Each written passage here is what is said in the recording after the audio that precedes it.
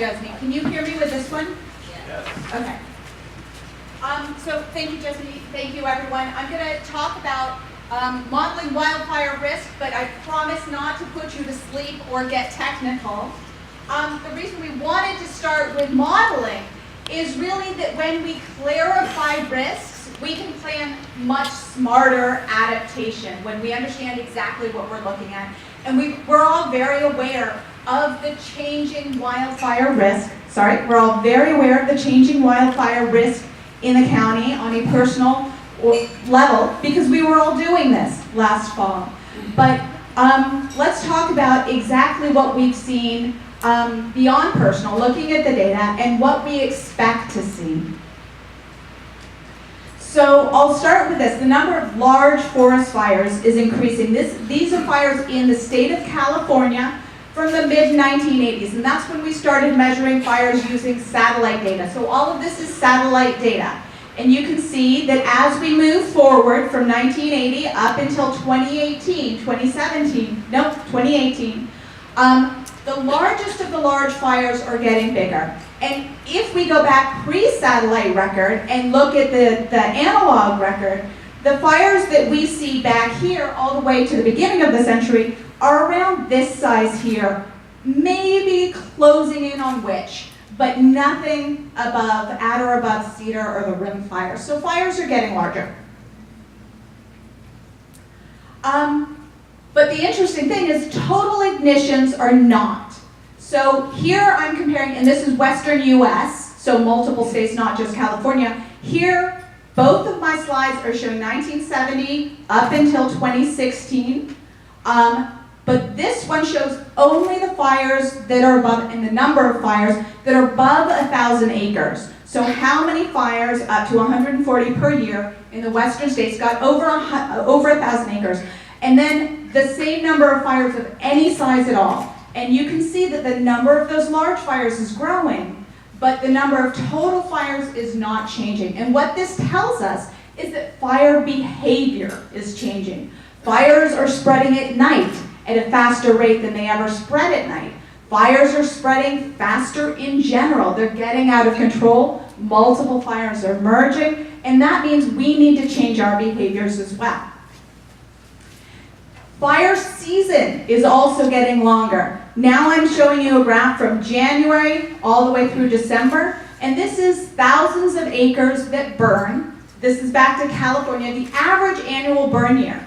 Green is 1984 to 2000, and we had a very distinct fire season with almost nothing until June, and then fires going up through the summer and back down in the fall to almost nothing in winter.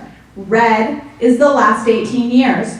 And now we've got huge fires burning in September or October. We all know that Paradise, the campfire, burned the week before Thanksgiving this past year.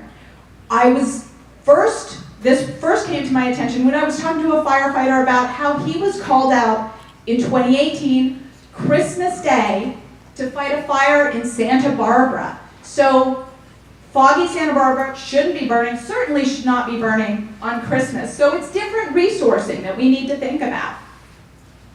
So let's look at our actual model. So this is the historic average annual burn area in hectares, which just means 100 acres. So here we have, usually in each little segment that's being measured, somewhere on the order of 25 hectares, 2,500 acres burning. By the end of the century, the very kindest climate models take our risk to this, so significantly more burning. And if we look at the higher risk climate models, it looks like this. So if we put those side by side so we can compare them, we're looking at no matter what, no matter how good we are at reducing our emissions, we're looking at significantly increased fire. So compared to 1984 to 2000, what that looks like is a 77% increase in predicted area burned by the end of century. Guess what? In 2016, we already saw double that prediction. 2017 and 2018 were bigger than 2016. So it's not just getting worse as time goes on. Fire, as we know, is periodic. It responds to our weather. It responds to drought. And the longer droughts, like the ones that we've just come through, really increase those risks. And those are hard to predict. We know we're going to get longer droughts, but we don't know exactly when they'll come. So what this tells us is we need to be prepared as soon as we can. We need to be prepared now. Let's look at the Bay Area and specifically San Mateo County. These are very early results, and our later models will be more refined. But this is the historic risk right here in San Mateo County. Very few hectares burn annually so far in this county. We've gotten off pretty light. This is mid-century risk. So you can see there are areas of the county where that risk really goes up, and end-of-century risk, that same area is predicted to have an even higher burn rate. We'll look at them side by side, and we can see the progression. We have some work to do.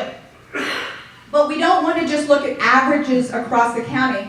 We want to know specifically what's going to happen. So we're working with our fire chiefs and with Dan Belville and a great group to look at specifically where fires have burned before and where our highest risk areas are. So we can model, okay, well, what happens if 2 different fires spark on the same weekend? What happens if we have one fire that takes off and gets huge, the way some of our recent fires have? Or if we've got a fire that burns in from out of county while we're dealing with our own? That talks to us about how we need to collaborate with other fire departments. It talks to us about which communities in the county need to step it up faster and get prepared and think about a different way of living and how they can adjust to make their community safer. All of these details will help us target our planning for smarter, safer communities. So my message is that living safely with our new existing fire regime is possible, that knowledge improves those outcomes, but what we're here today is to talk about some of those important things that we need to do. How do we change our response? How do we change how we mitigate and, more importantly, prevent fires in the first place? And what governance and policy structures need to be put in place to keep our communities safe? So, Jonathan Cox is going to come up talk to you about some of these, and then we've got 2 great speakers coming who came all the way down from Sonoma to talk about some of these as well. So with that, I'm going to turn it over to Jonathan.